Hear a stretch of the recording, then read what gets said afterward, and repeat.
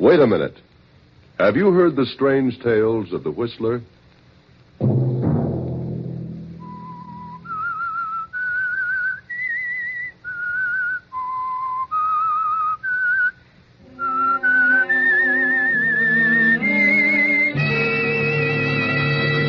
I'm the Whistler.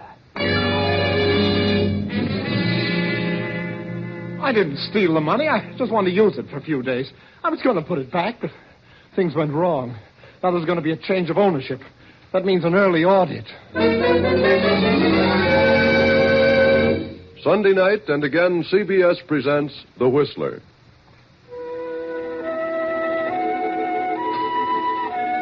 I, the Whistler, know many things, for I walk by night. I know many strange tales, many secrets hidden in the hearts of men and women who have stepped into the shadows. And so I tell you tonight the tale of the accounting. Tom Bradford is a middle-aged rancher living a few miles out of town. Tom has married a widow with a grown son named Ralph, who is inclined to be shiftless and lazy. Tom resents this because times are difficult and he's short of help. He further resents the fact that the boy has married a girl from the town and brought her to live with them. They've been here for 2 months now, and Tom has grown crabby and unpleasant. You know the way conditions are, Mary. Just can't get any help in this ranch. There's too much for me to handle alone. I know, Tom, but Ralph doesn't know anything about a ranch. Ralph was raised in the city. He can learn, but he's too lazy. All he does is sit around and read magazines. But he's a delicate sort of boy. He always has been. Well, let him go out and do a little work, and he won't be so delicate. You've made a baby out of him. I've done no such thing. If Ralph were able to help you, I'd be the first one to ask him to do it. Oh, if he amounted to anything, he wouldn't have to be asked. I wish the Army would take him. They deferred him because he wasn't strong enough. Well, he's not too weak to do a little something around here. And that wife of his, that Vera, she's worse than he is. She could do something. All she does is dress herself up in baby Ralph's. She loves Never him. washes a dish because it might ruin her hands. She can't cook. She can't do a thing. I don't like her. I think Vera's a nice girl. And I can do without her being here. You mean you don't want her here? That's exactly what I mean.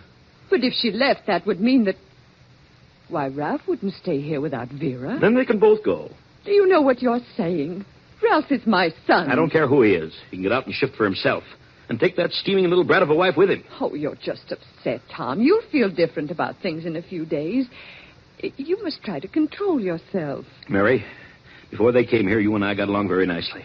But since they've come, we've had nothing but arguments and hard feelings. Ralph and Vera are constantly stirring up trouble. Naturally, you take Ralph's side. You can't see his faults because you're his mother. But at the same time, you're his worst enemy. Tom, how can you say such a thing? I know what I'm talking about, and I've made up my mind they've got to go. Go where? What will they do? Well, let Ralph figure it out. Let him get a job. A job?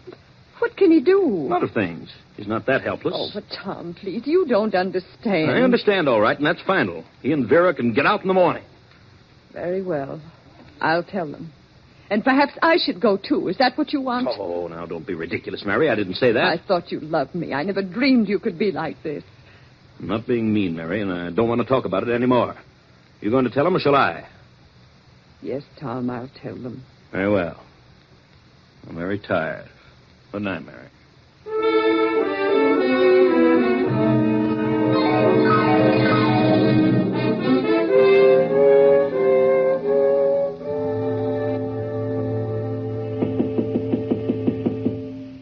Yes? Ralph, darling, it's Mother. May I come in? Oh, yes, Mother.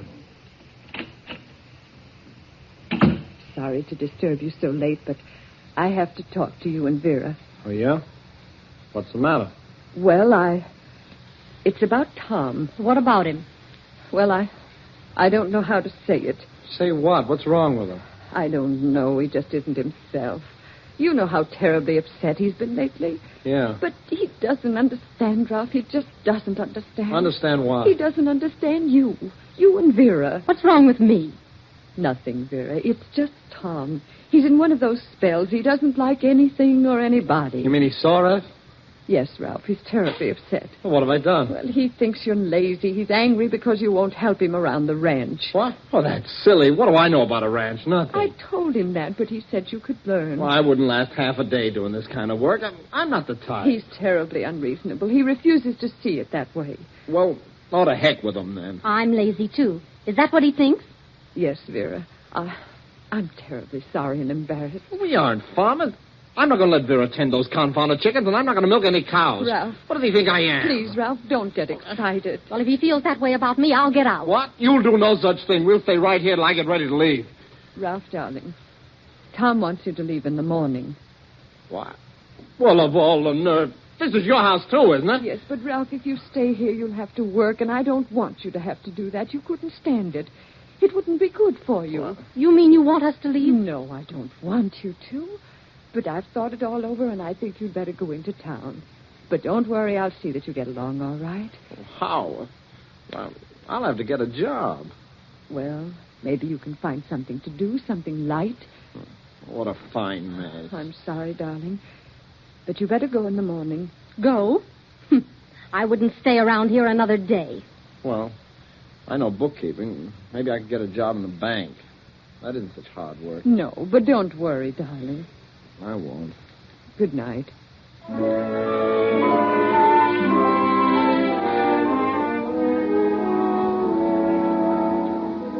The next morning after breakfast, Ralph and Vera leave the ranch and go into town. A few days later, Ralph obtains a job in the bank. Then, after a month or so, he is promoted from the adding machine to the teller's cage. Now, 2 months more have passed, and the young teller in the next cage steps into Ralph's compartment. Busy, Ralph? Huh? Oh, well, no, Herb. I just How found... are things going? All right, Herb. Yeah? Seem to be having some trouble, Ralph. Trouble? What do you mean? Oh, I don't know. You looked a little worried. I thought maybe you were having a bit of difficulty making things balance. What do you mean? No, I'm not having any trouble. What gave you that idea? Well, I've been off a few cents a couple of times, and believe me, I know what it means. Why, I've worked all night, several times, trying to find what happened to 2 cents. I know how it feels. Yeah? Did you find it? Well, I didn't find the 2 cents, but I found the error in my figures. Well, I haven't found the error in my figures. Haven't you? Well, that's good. What would be wrong with my books? Why, I didn't say anything would be wrong. I just thought you looked a bit worried. Thought maybe I could help you. I don't need any help. I'm quite able to take care of my responsibilities. Good. Glad to hear it. By the way, have you heard the news? What news? This bank is being taken over by a system and is to become one of its branches. You know what that means. No, what's it mean? It means a complete audit before the end of this month. That isn't very far away. About 15 days. Yeah? I just thought you'd want everything in order. I know I would. Yeah. Well, thanks for the information. You're welcome, Ralph.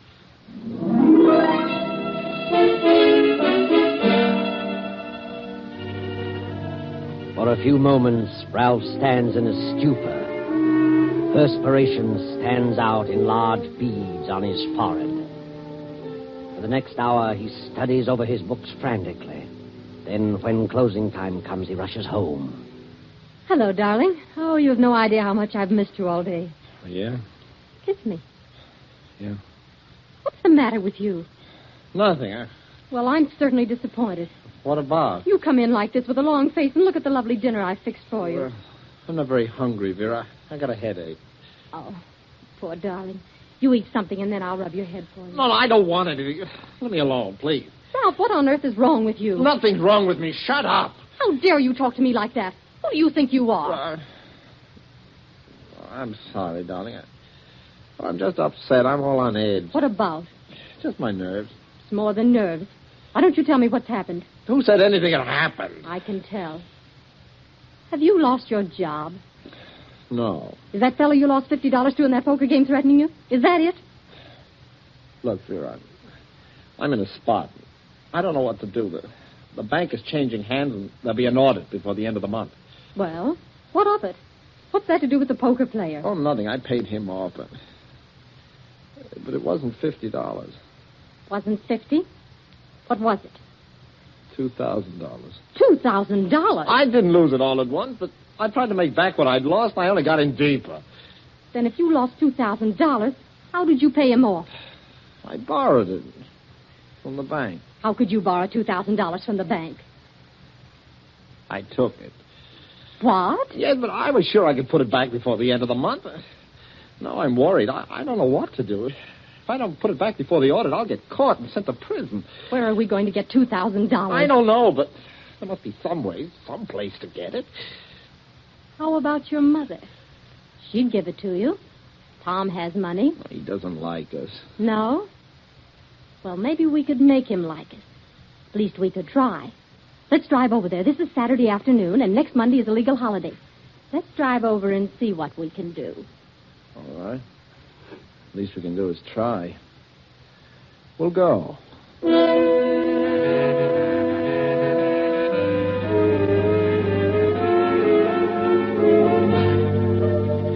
Ralph and Vera drive to the ranch. And as they go up to the porch, they hear Tom arguing in a loud voice with another man just around the corner of the house. They slip to the edge of the porch and listen. All right. All right, I'll tell you what I'm going to do. I've given you all the time I can, Miller. You've been on that piece of land for 2 years now, and you haven't paid $1 beyond the down payment. But I've tried my best to make it pay. I've worked hard. Oh, you haven't done a thing. You know what you are? You're just one of those lazy subsistence farmers. Just grow enough to eat and let it go at that. That's a lie, Brack. Oh, is it? I'm foreclosing tomorrow. There's a lot of money tied up in that land, and I need it. Well, so have I. Every cent I have is there. I want you out of there by tomorrow. But look here. My wife is sick. I can't leave now. I won't. Oh, can't you? Won't you? Well, you'd better be out by noon, Miller. Well, you just try it. I guess as soon kill you as look at you. What did you say? Get out of there. Get out of there! I'll go. But you just remember what I said. Well, what do you think of that? Come on. Let's go on in and talk to your mother. Tom's going to have a stroke one of these days. He's been warned about those fits of temper. Might be a good thing for everybody if something did happen to him. Yeah? Maybe so. Oh, hello, Ralph, darling. I didn't expect you down today. He has an extra day off, so we thought we'd come down. Did you hear Tom arguing with that fellow Miller just now? Yes, I heard them. Well, Tom better not play around with Miller. He's a tough-looking customer. Tom gets worse every day. He rants and raves at the least little thing. Hasn't spoken to me civilly for weeks. I can't stand it here any longer. I'm glad you came because I'm going back with you. Going back? Leaving Tom? I've got to. He's unbearable. Oh, but, Mother, you can't leave him. That is, not just now. Why not? Well, you've got to put up with him for a while longer because Why don't you tell her, Ralph? Ralph, what is it? What's happened? Ralph is in trouble. He needs some money. Oh, darling, what's happened? Tell Mother. Well, I borrowed some money from the bank. I have to pay it back before the end of the month. How much? $2,000. What? Good heavens. Well, if you can't pay it back now, they'll have to extend it. They can't do anything else. Oh, yes, they can. They'll send him to jail. You see, they didn't know I borrowed it. Ralph, darling, you mean you stole it? No, I didn't steal it. I was just wanted it for a few days. I was going to pay it back, but things went wrong, and now there's going to be a change of ownership. That means an audit. He's got to have the money right away. But what can I do? I haven't any... You've got to get it from Tom. You've got to. But Tom needs every cent he has to hold on to this place. Well, you can ask him. You've got to do something. Do you want Ralph to go to the penitentiary? Good heavens, no. Then hurry up and talk to him. But what'll I say? Oh, you'll think of something. Go on in and talk to him. But do you think this is the time? Well, I'm desperate. I need that money in one way or another. I'm going to get it. Oh, yes. Yes, darling, don't get excited. It isn't good for you. I'll talk to him now. He just came in the back way. We'll wait in here. Yes, all right. Oh, Tom, look at your face. It's flaming red. Huh? You shouldn't let yourself get so worked up over things. Miller's a lazy, good-for-nothing fool. Well, he knows I mean business. He'd better be gone by tomorrow noon. Oh, he'll go. Don't worry. Huh. Even threatened to kill me. Please, Tom, forget about it. Come on, dear, sit down. Your lunch is ready. Don't really need that land. Just that I can't tolerate shiftless, irresponsible people. That place is worth $5,000. Miller paid $750 down, been on it 2 years, and hasn't paid a dime since. Tom, dear, I need some money. That? Well, that's not unusual. Hand me the checkbook. By the way, I've got a list of things you can get from me in town. How much do you want, Mary? I want to borrow some money, Tom. Since when do you have to borrow money? Well, I want to borrow it. That's ridiculous. Borrow it. Huh. Now, how much do you want? $2,000. $2,000? Are you crazy? No, Tom, I need $2,000. What could you possibly need that would cost that much? You certainly have everything that... Wait a minute. What are you getting at, Mary? Please, Tom. Please lend it to me. I'll pay it back, I promise. How? Just how would you pay it back? You have no earning capacity. Well, I know, but Ralph has. He could Ralph? pay... I thought it was something like that. What's he got up his sleeve? He needs $2,000 right away. Oh, he does. Well, what for? What's he done? Why, nothing, but he has an opportunity to... Well, it's a business proposition. You expect me to believe that? What's he done? Something at the bank? Well... Quit stalling. Did he borrow from the bank and forget to tell them about it? Yes. Oh, Tom, please. Please let me have it. They might send him to jail. Jail? Oh, no, not Ralph. Why, he couldn't stand it. Please, Tom, please. He's so young. He didn't realize what he was doing. Let him go to jail. Maybe they'll teach him that the world wasn't made for him alone. Oh, you don't mean that, Tom. Don't I? I knew he was no good from the first day he came here, and that snip of a Vera's worse. She probably put him up to it. Please help us, Tom, please. I wouldn't give a dime to help him. He belongs in jail. As far as I'm concerned, that's just where he'll go. Oh, Tom, please. Jail to him, Tom, listen to me.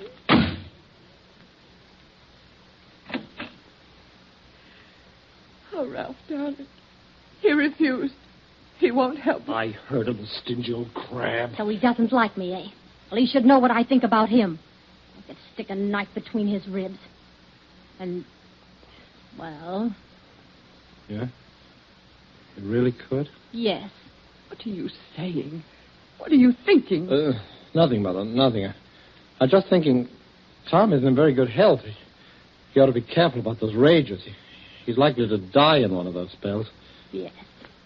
That would be too bad. Has Tom any living relatives? No.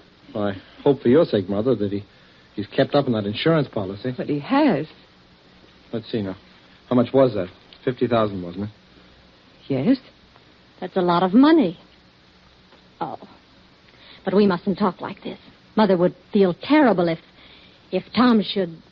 Well, after all, he's her husband. She loves him. Yes. Yes, of course. But you'll have to face it sooner or later. He's getting along in years. On the other hand, he may live a long time yet. Who knows? Yeah. I'd be afraid of that Miller after the threats we heard him make. Ralph, darling, Yes, Mother? What were you going to say? Nothing. I wasn't going to say anything. Come on, Vera. Let's get our things out of the car.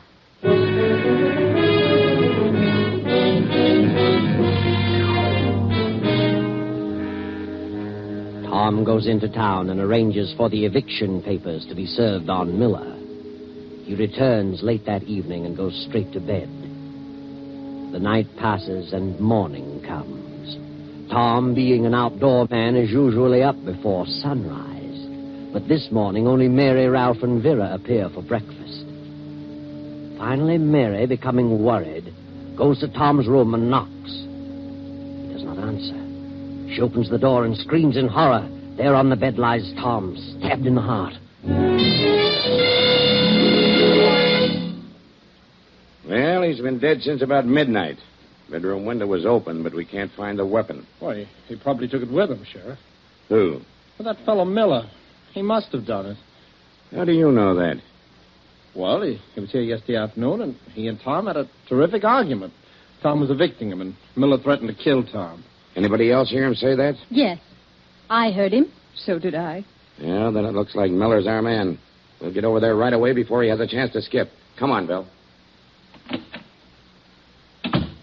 Oh, Ralph. Ralph, darling. No, Mother. You better go to your room and try to rest. Yes, Ralph. Certainly hope they catch Miller. Do you think they can pin it on him? Without any evidence? Well, certainly. You heard what the sheriff said. Miller's threat's all they need. You think Miller did it, don't you?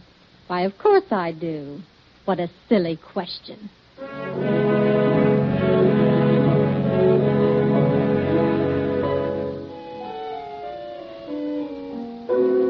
When the sheriff arrives, he finds that Miller has gone.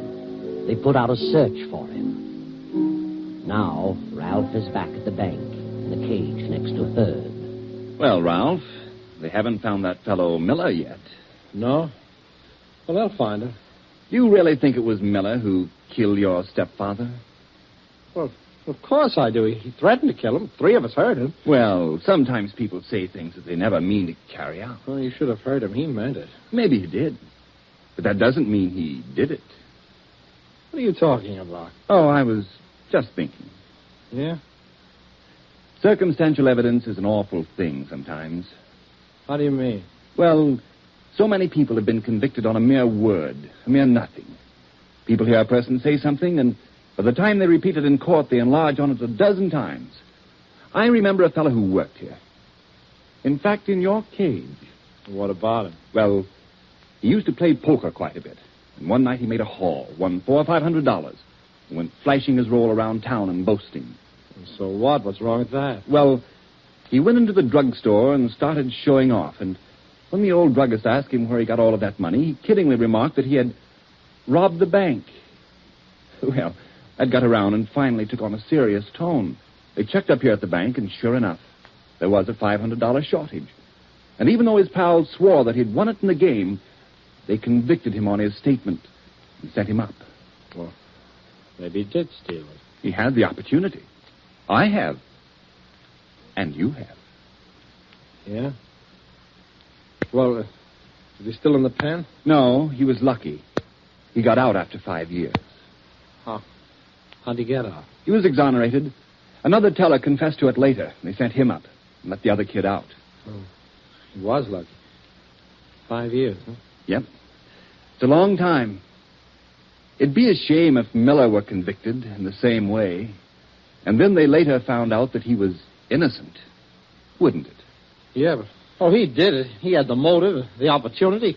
He said he'd do it. Well, he may not have been the only one with the motive. It's after 3. I'm going to run along. See you in the morning, Herb. So long.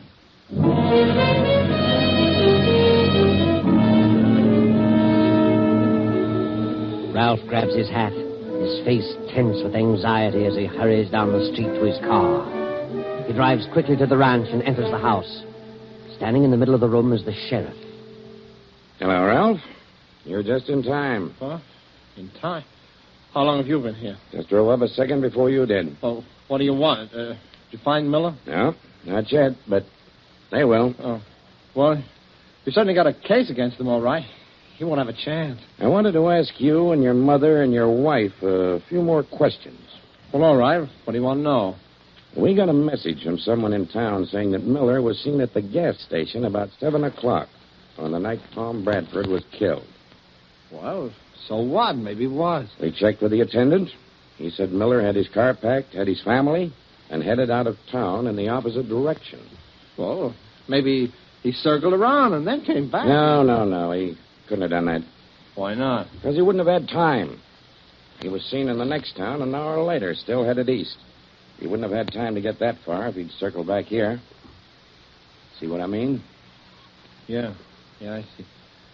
But he must have come back. Not unless he flew. And that isn't probable. But there must be some explanation. He must have gotten here some way. Maybe he killed him earlier. Maybe that's it. Say, that's right. No. We can figure the time of death closer than that. It was near midnight. That's definite. I see. Well, who told you about this? Who sent you this message? We don't know. It was printed with a pencil and mailed in town. Yeah? Is that all it said? Well, no. There was more to it. Huh? What else?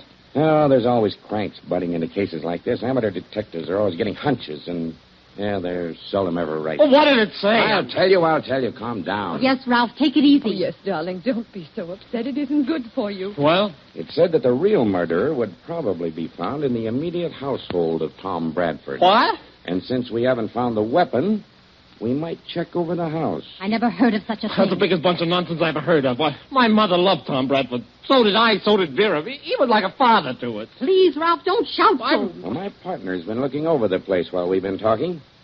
But I imagine that he'll find... Just a minute.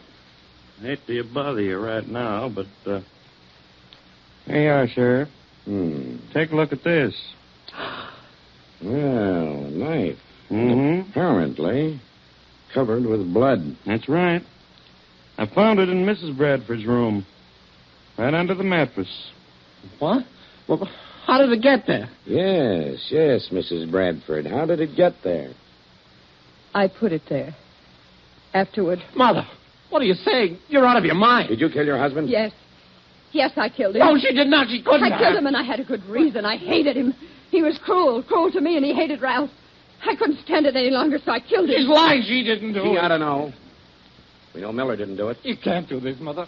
I know what you're trying to do. What's she doing? She's trying to protect me. She thinks I did it. Thinks you did it. Mother, do you realize what this means?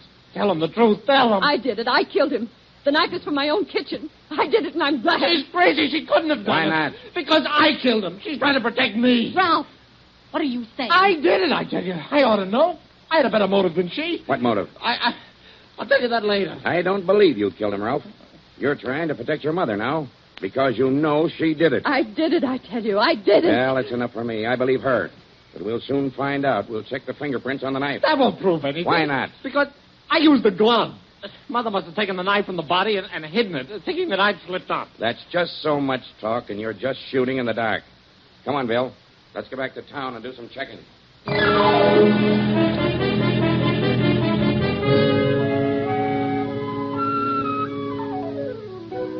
But the only fingerprints on the knife were Mary's, and try as he might, Ralph could not convince them that he wasn't trying to shield his mother.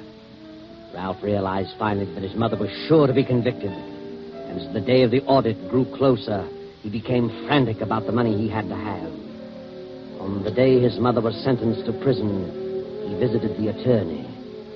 I thought I'd drop in and see about that policy Tom Bradford left for my mother.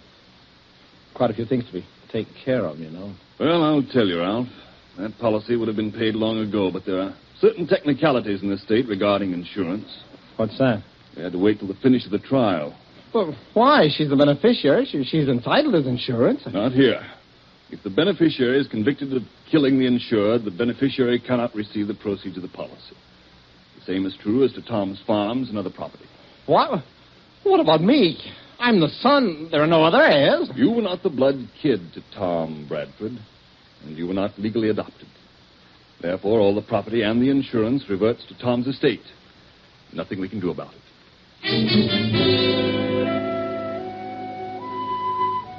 Well, Ralph, there you are, holding the bag. Now you've got to face the music at the bank. With all your scheming, nothing was gained. You planned to kill Tom and blame it on Miller. But instead, got your mother upset and she killed him because she wanted to keep you from doing it. That's what you believe, Ralph. But you're wrong. I know. Your mother didn't do it. She found the body and removed the knife, thinking you'd slipped up. It was your dear little wife, Vera, who did it. And she'll never tell. But she'll pay for it later. I know.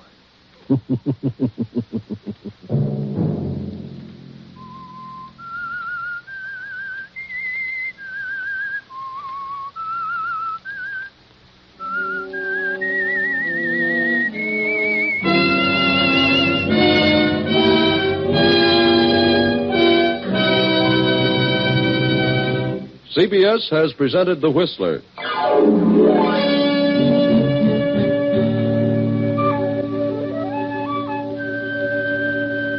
Original music for this production was composed and conducted by Wilbur Hatch. The Whistler is written and directed by J. Donald Wilson and originates from Columbia Square in Hollywood. I, the Whistler, will return to tell you another interesting tale. Good night. This is the Columbia Broadcasting System.